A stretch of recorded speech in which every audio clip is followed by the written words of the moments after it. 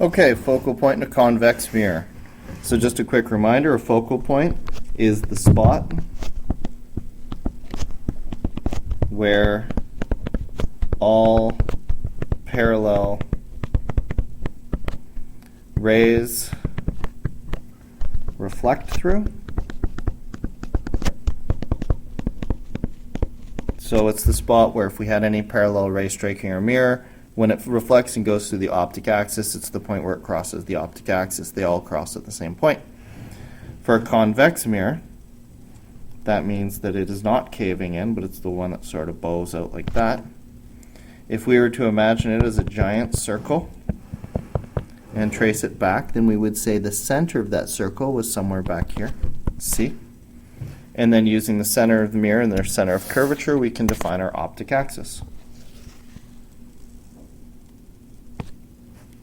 And just move my center of curvature up onto the optic axis so that it makes sense. Actually, you know what? That optic axis is a little high. Let's erase it.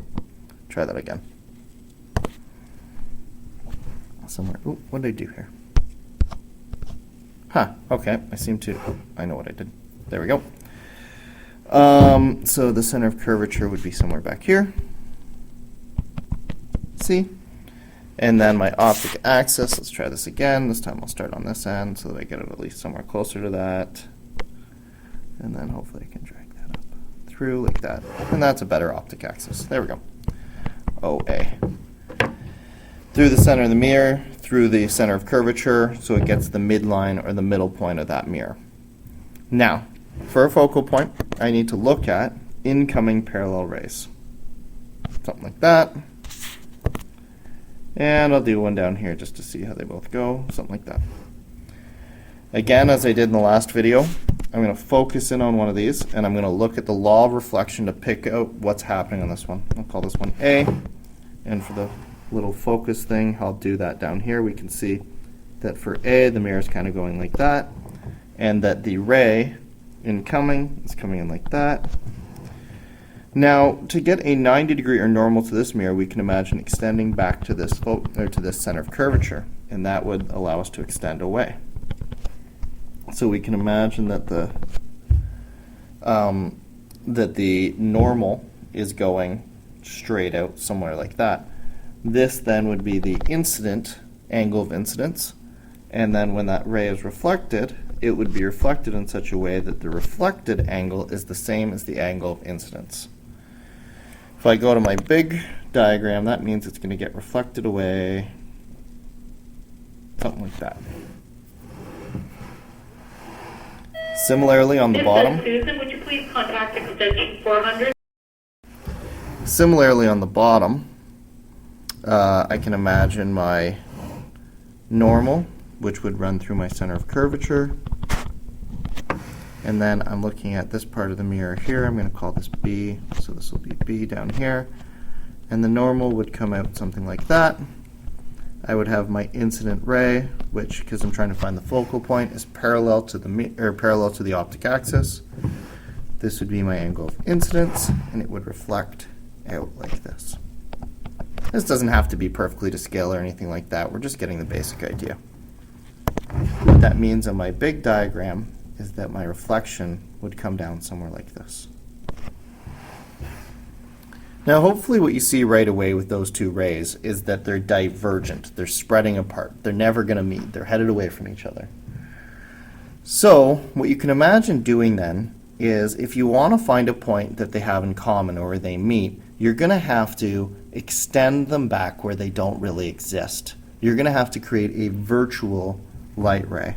So if I extend this backwards and I extend this backwards, then what I can see is, while the rays don't really go there, we can create a fake point where if the rays were infinitely long straight lines, if they went on forever in all directions, that's the place where they would meet. That place is called the focal point. But in this case, it's not a real focal point. There's no real light there. So we call it a virtual focal point. In this case, it's not the point where those rays would really meet if they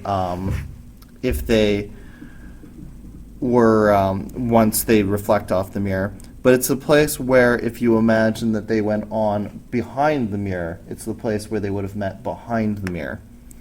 There's no real light there, that's why we call it virtual. If I had drawn this better to scale, we would have seen that that virtual focal point should have been, just like it was in the last diagram, somewhere closer to halfway in between the center of curvature and the focal point. Should have been closer to here.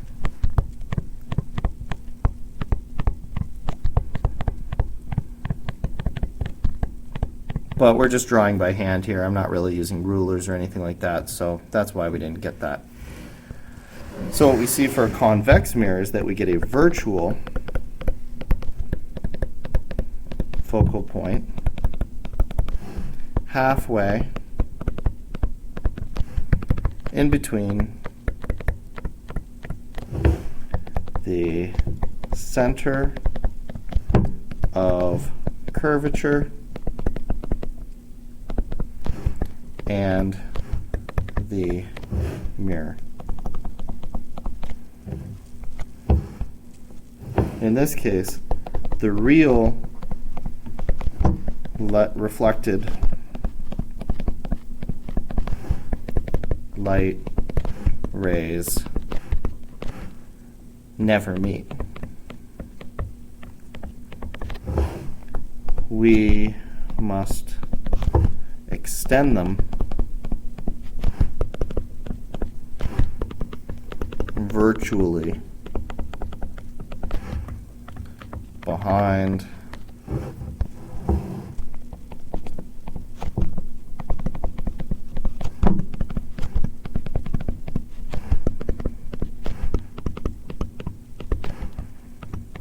the mirror to find the focal point. So that is a focal point for a convex mirror.